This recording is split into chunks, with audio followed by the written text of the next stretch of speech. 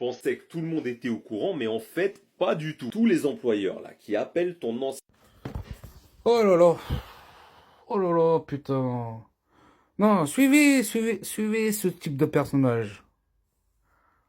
Ah, suivez.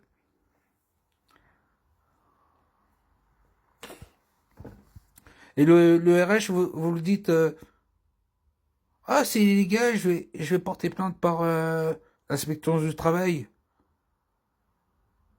Ah, déjà, vous cassez les bonbons, hein? Déjà? Déjà, vous cassez les bonbons? T'es même pas dans la boîte? Et au final, qu'est-ce qui va vous arriver? Ah bah, ah, c'est marrant. Qu'est-ce qu'il va penser le RH, à votre avis? Qu'est-ce qu'il va penser le RH? Vous cassez déjà les bonbons à cause de ça. Le, hein? Et ils sont pas bêtes les RH, hein? Qu'est-ce qu'ils vont penser derrière? Donc, imaginons, d'accord, vous cassez les bonbons, vous avez même pas commencé de travailler, et dans la boîte, dans X années, vous cassez encore les bonbons. Ouais. Oui, bah, ça va arriver. Tu vas encore casser les bonbons au RH pour te virer. Parce que t'es une personne en personne qui casse les bonbons. Ouais. Voilà, qu'est-ce qui vous arrive. Donc, mais je vais partager sur les réseaux. Euh, donc, si vous faites ça à l'entretien ou je sais pas où, qu'il faudra être minutieux, ok, qu'il faut faire pas écrit, comme quoi le RH ou la RH vérifie sur les réseaux sociaux euh, ce que t'as, ce qui vérifie tes précédentes embauches. Tu casses déjà les bonbons euh, parce que les RH recherchent des candidats. Bah oui, c'est un peu de la soumission, hein,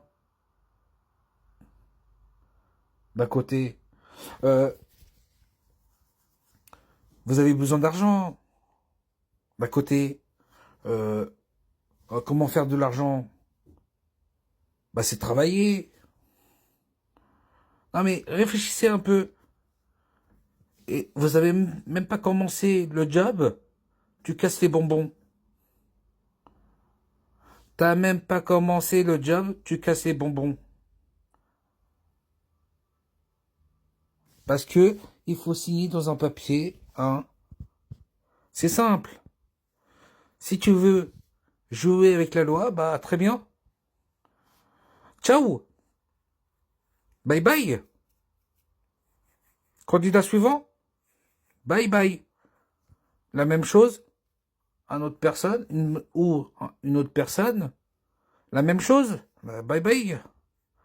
On va, leur équipe vont absolument optimiser côté management, gestion de la boîte. Et après, ça va se plaindre sur les réseaux. Allez-y, allez-y. Je vais en voir prochainement. Je vais en voir prochainement. Est-ce que vous avez un cerveau? Non? Allez-y, vous m'écoutez pas. Allez-y, allez-y. Faites. Je vais tout voir. Je vais tout entendre. Oui, les RH, parce que ils voulaient pas signer, je sais pas quoi. Allez-y, allez-y, allez-y. Je vais en voir. Je vais en voir prochainement. À cause des gens comme ce type-là, des conseils de merde. À cause de ces gens-là, hein, parce que ça fait depuis longtemps que les RH appellent les précédents jobs que vous avez fait. Pourquoi? Parce avant, il y a tellement des mensonges sur les CV. C'est pour ça ils les appellent. Ah bah oui, le pourquoi, comment et quoi. Parce que moi, j'ai pas triché sur mon CV. Mais il y a des gens qui trichent. C'est pour ça, les RH appellent. C'est pour vérifier si c'est pas un mensonge dans le CV. Est-ce que vous avez compris? Bande d'abrutis. Oh, ça me casse les bonbons. Celle-là, je vais la partager. Enfin, enfin, les deux vidéos que j'ai réagi, je vais les partager côté professionnel sur LinkedIn, sur X et sur Facebook. Pour adresser au RH. Ouais.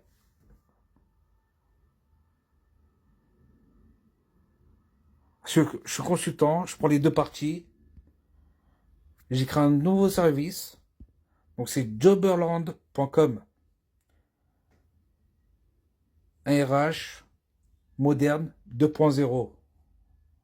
Donc c'est fini le papier, lettre de motivation. Ça sera tout vérifié.